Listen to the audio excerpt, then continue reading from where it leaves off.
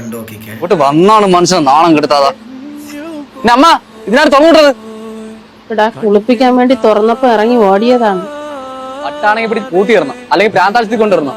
അല്ലാതെ മനുഷ്യൻ നാണം കെടുത്താൻ വേണ്ടി തന്തയ്ക്ക് പ്രാന്തെന്ന് പറഞ്ഞ് ബാക്കിയുള്ളവർ നല്ല ആലോചന പോലും പറഞ്ഞില്ല.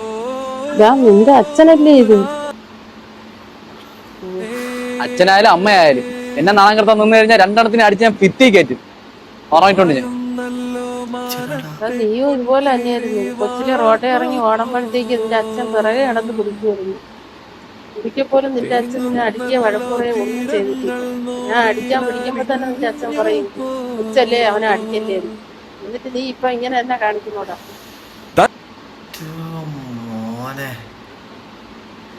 അച്ഛൻ്റെ അഭിനയടാ, ഭയങ്കര കരച്ചിൽ വന്നു പോയടാ അച്ഛൻ്റെ അഭിനയം കണ്ടപ്പോ.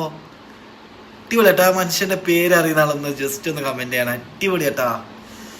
അധികം സംഭവിക്കുന്നൊരു അവസ്ഥയാണ് എന്ന് വെച്ചാൽ നമ്മളൊന്ന് വണ്ണം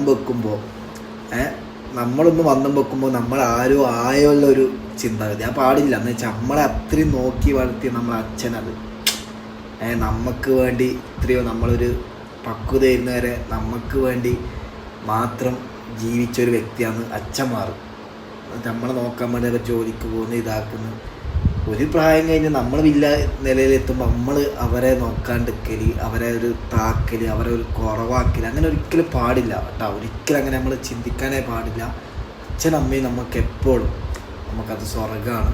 അതിന് മനസ്സിലെപ്പോഴും ഓർത്ത് നിൽക്കാം. നല്ലൊരു മെസ്സേജ് വീഡിയോ ആണിത്. ഈ വീഡിയോ കണ്ടപ്പോൾ അച്ഛൻ്റെ അഭിനയമൊക്കെ ഭയങ്കര സെറ്റ് അഭിനയമാണ്. ഭയങ്കരമായിട്ട് ഇഷ്ടപ്പെട്ടു.